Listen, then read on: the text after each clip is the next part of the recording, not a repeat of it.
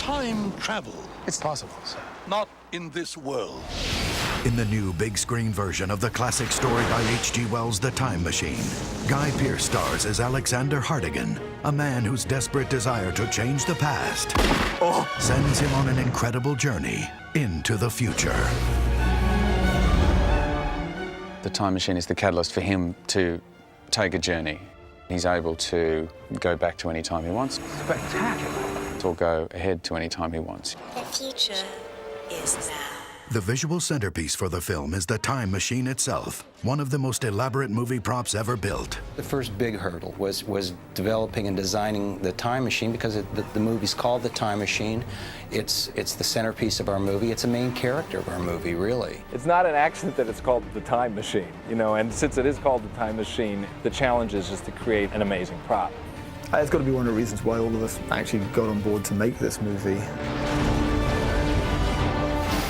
When Simon and I talked about the time machine, discussed what it's supposed to look like, what it basically boiled down to, we thought it has to be a spherical object or a spherical field. The whole thing starts up and it unfolds like a flower of glass and brass and wood and starts spinning, and the sphere comes into action, and there you go, forward in time or backward in time.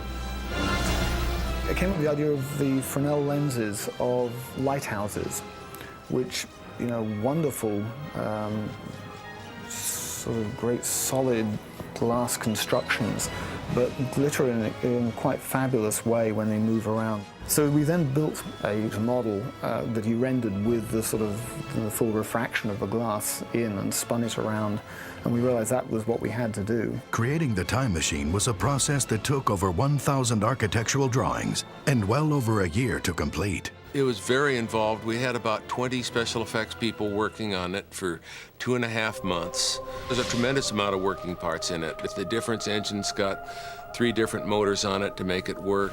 A little closer first, bring it up a little closer. The machine weighs about 4,000 pounds. This is a once-in-a-lifetime sort of thing. You know, I'll never get a chance to build a prop like this again. Yeah! It was exciting to see this thing up and running the first time we saw it. It's wonderful, really. I mean, in many ways, as an actor, you're relying on your costume and your makeup and props that you use. And so when you have something like a time machine... Good. That looks fine.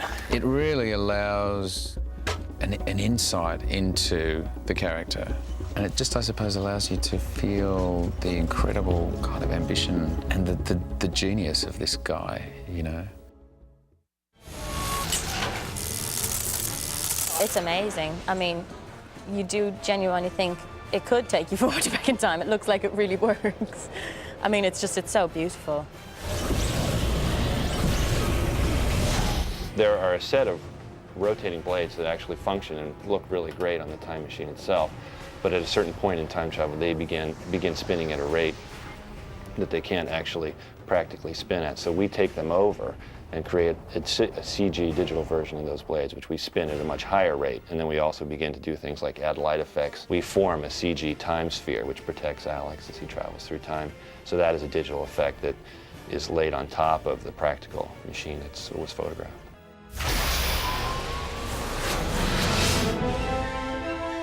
The filmmakers worked with Academy Award-winning effects house Digital Domain to create groundbreaking visual effects sequences.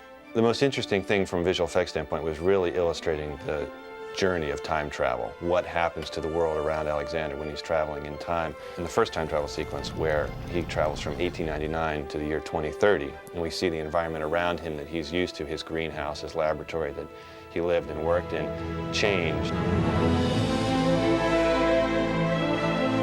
Alex gets in his time machine and goes forward, and we show the cars change, go from olden cars in the teens to the 40s, and the cars basically progress. And here there's mannequins changing and just basically showing the progression of time as he's cruising around in his time machine. And then in the second time travel, where he travels from the year 2037 to the year 802701, we see time travel on a geographic scale.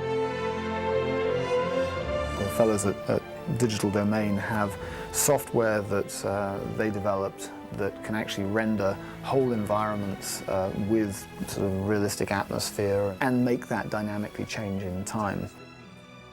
For us, visually, the most exciting thing was illustrating this process that the character goes through. He starts in this world that he's familiar with and trying to burst out of, and then ends up in this world where he can barely understand what's going on, and he's got to try and make sense of it all. So we really tried to do the same thing visually. Start off with a very conservative but exciting look, and then really get into a world where the audience is just being bombarded with these images that are just too fantastic to imagine. I ultimately think that the concept of time travel is completely fascinating and will always be fascinating, particularly if it doesn't ever come true, you know, if it doesn't ever become possible.